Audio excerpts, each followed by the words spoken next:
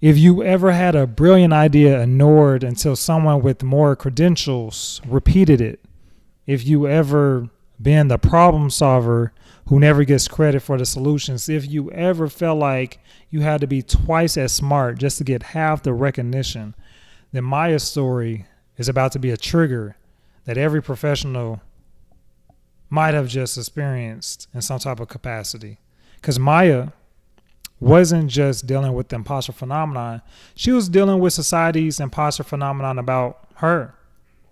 Everyone around her had convinced themselves that intelligence only counts when it comes from the right package.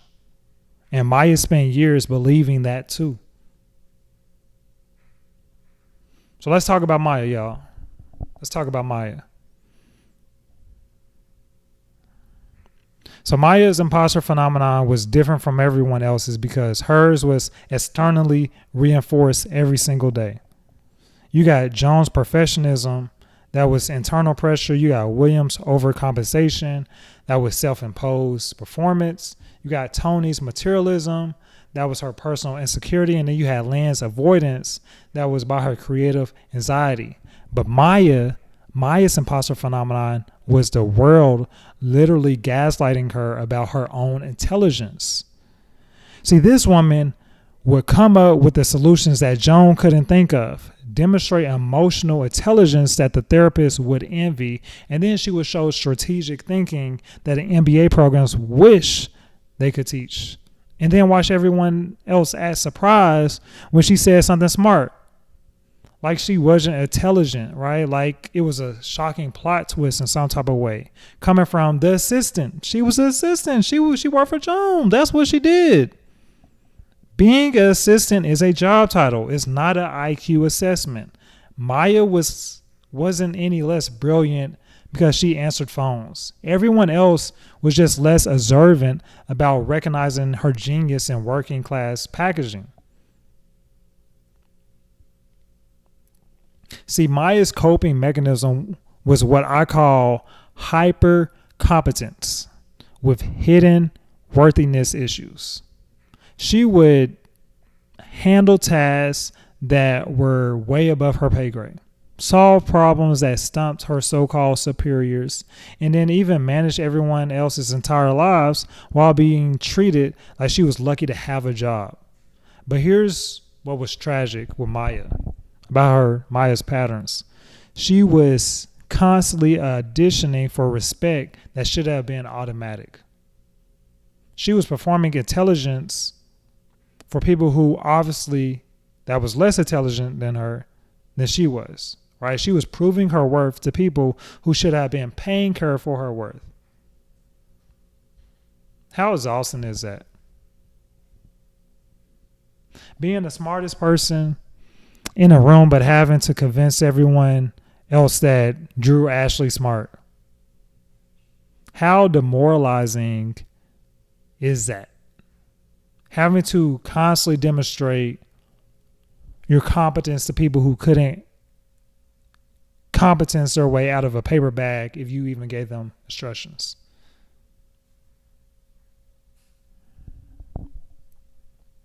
And I got to talk about this whole education anxiety thing. When college feels like proof you were behind all along, can we please just talk about Maya's relationship with formal education? Because, like I said, I'm in a higher ed space. This woman was sitting in college classes learning stuff she already knew, which is true. All right, it's true. College is a very complex thing. I'm somebody who does definitely agree education is important. You're never going to hear me not say that. But being taught by professors with less practical wisdom than she had, but still feeling like she was behind because she didn't have the fancy academic background, that's tough. I'm not going to lie, that's tough.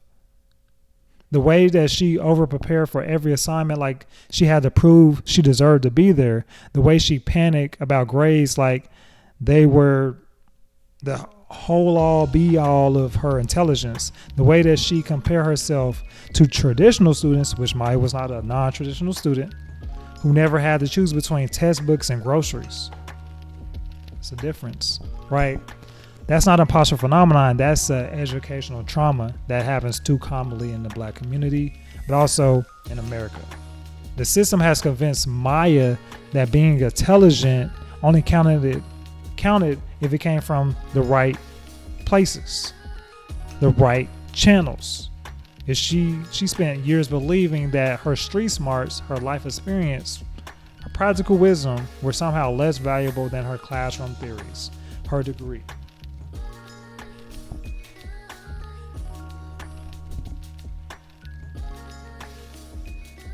And then that leads to the relationship that was probably one of the strongest, but also one of the most tense relationships, the relationship between Joan, degree holder, and Maya.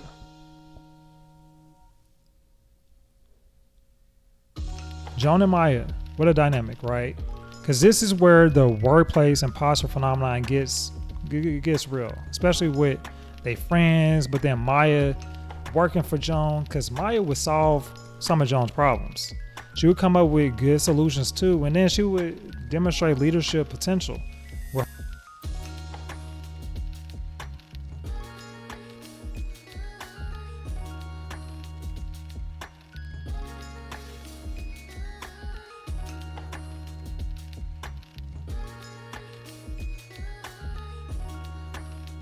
Do this anymore. You're driving me crazy. And the only way that I see for us to maintain our friendship is for me to move out. Because you are impossible to live with. Me? Yes. Her thinking skills. And then she would go and have to watch Joan present it. And then she thought of those herself. Crazy, right? The audacity of Joan. Joan out here taking all the credit like she came up with it on her own, when we know it was Maya sampling Maya's thoughts for her personal gain. And Maya would just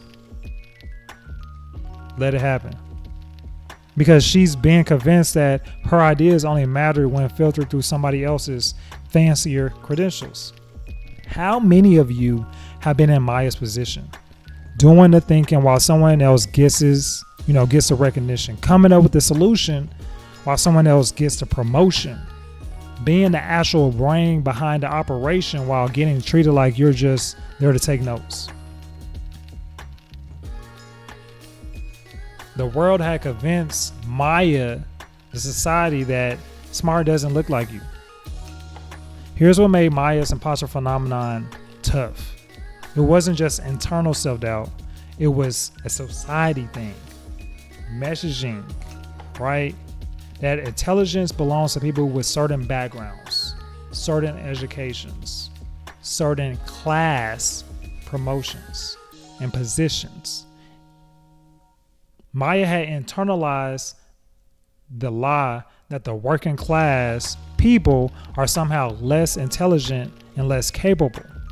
That if you don't have generational wealth, you can't have generational wisdom. That if you didn't go to fancy schools, you can't have sophisticated thoughts. Now, doesn't that sound crazy?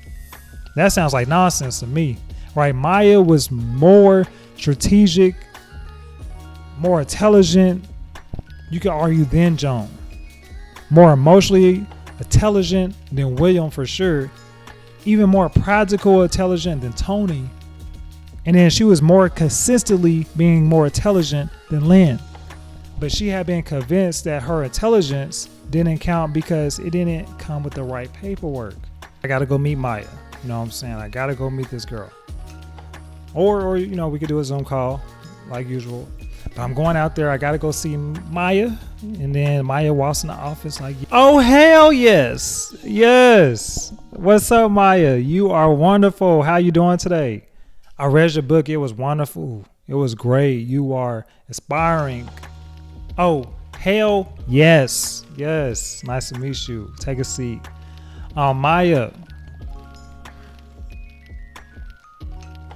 let's talk, right? Because I'm about to give you the truth. I met with everybody else. Let's talk about you. So you are not lucky to be in professional spaces. Professional spaces are lucky to have you, girl, okay? Your ideas don't need validation from people with fancier degrees to be brilliant. Your intelligence doesn't need permission from some hierarchy that has been placed on you. Second, I just got to say something. I need to address this credit giving addiction that you constantly have. When you solve a problem, you own that solution. When you have an insight, you claim that insight. When you contribute to success, you acknowledge your contribution. This isn't arrogance. This is just being accurate. And Maya, listen. Your working class background is not a disadvantage you need to overcome. It's a perspective that makes you more valuable than you even know, not even less. See, you understand things that privileged people miss. You see solutions that educated people overlooked. Your background is an asset, not an apology. Oh, hell yes, Maya. See, I want you to go ahead and do your thing, girl, and go ahead and lead to your empowerment journey. And this is what I would tell Maya and then to all the Mayas out there. Step one, Maya, this is what I need you to do. Okay. We'll work on your intellectual ownership, IP, your intellectual property. Every time Maya contributed to a solution, she'll probably saying, I suggested that, or, hey, that was my idea, or I developed that approach. We'll train her to take credit for her own brain. Then, step two, I would tell you, let's reframe your educational journey from cashing up to you just adding credentials to your existing intelligence. You already know what to do. You just adding something to it, because Maya, you're not behind. If anything, you're just enhancing who you already are, because you're already impressive. Now we're just giving you a formal recognition to it. Step three, I would say, Maya, we'll work on what I call a competence boundaries. Maya, you need to learn to say, that's above my pay grade. Or if you want executive level thinking, let's discuss executive level compensation. No more intellectual charity work for you. Pay what you owe. Pay what you deserve. Get what you need. And step four, I would say, we'll develop expertise confidence, right? Maya would start recognizing, let's recognize this, okay, that her practical intelligence, her life experience, your problem solving are all legitimate. It's all legitimate forms of your own expertise. And you deserve that professional recognition. That's it. And then that's why I tell her. You know what I'm saying? That's what my meeting will be with Maya. Because we got to celebrate. Man, Maya's book journey, man, I just cannot stress that enough. You know how many people write a book, let alone have a successful book? Not that many. So we celebrate Maya's transformation into a published author, because this is what happens when working class genius, it finally gets tired of being underestimated. That's really what it was. People was dissing Maya. People didn't believe in Maya. When she was writing her book, people was laughing at her. Even her own friends was looking at her crazy. Joan was looking at her crazy. Maya didn't just write a book. She wrote a declaration that her story, her voice, her perspective mattered. And when traditional publishers try to water down her authentic voice for white audiences, Maya said nope and took her book to the streets, to the sidewalk sales, where she wasn't just moving books, you know what I'm saying? They were about Maya finally believing that her story was worth fighting for. That's really what the book was. She wrote a book and then she just had belief. She started believing in herself. And then once you believe in yourself, that belief can be contagious. And then it could just start to spread. And that's what we saw with Maya. That's how you could recover from your imposter phenomenon. The first thing is the most critical thing is you got to have belief. Belief in a brave framework. You got to have belief. You stop asking for permission to be brilliant. You just are. And you start demanding that people recognize who you are for your brilliance that you always had. That was Maya when she wrote that book. Writing a book can be powerful, y'all. It can be so powerful. And then here's a fortunate problem with our society. And what makes Maya's story a little bit different from everybody else is that her imposter phenomenon, it wasn't really a personal insecurity. It was internalized classism. That's really what it was. You know, people think imposter phenomenon is something that happens internally and that there's something wrong with you. No. To be real with you, imposter phenomenon comes from external things that impacts you as a person, how you grew up, who you were around, what you saw on TV. It all impacts yourself. Externally can impact you internally. And she absorbed that society's message that intelligence comes from credentials, that good ideas need to be in institutions, right? They have to be valid through that way, that working class people perspectives are somehow less sophisticated. All this is external, all on TV, all on social media, all this is programmed. But Maya's journey exposed that lie. Her practical intelligence was more valuable than her academic theories. Her life experience gave her insights that privileged people miss. Her working class perspective made her more capable of solving real world problems, not less. And then this is to every manager, every organization, every anything out there watching this. How many Mayas are you overlooking right now? Because I know you are. I know you overlooking a Maya right now. How many brilliant people are stuck in supporting roles because you're measuring intelligence by the wrong damn metrics? The modern working class professional struggle, right, is dealing with Maya's story. See, Maya's story hits different, especially in 2025, 2020s, because we're still dealing with the same class-based professional discrimination. LinkedIn networking, corporate culture, professional environments. How many brilliant people are still stuck in assistant roles, not because they lack the capabilities, but because they lack the connections? How many great ideas are still being credited to people with fancier titles?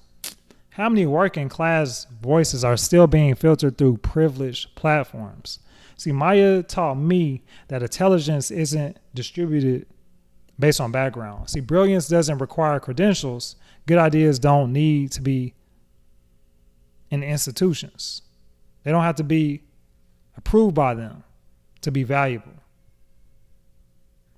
And here's a challenge, you know what I'm saying, for anybody that feel like they are Maya. Here's some homework for you. This week, I want you to practice your intellectual ownership, as I discussed with her.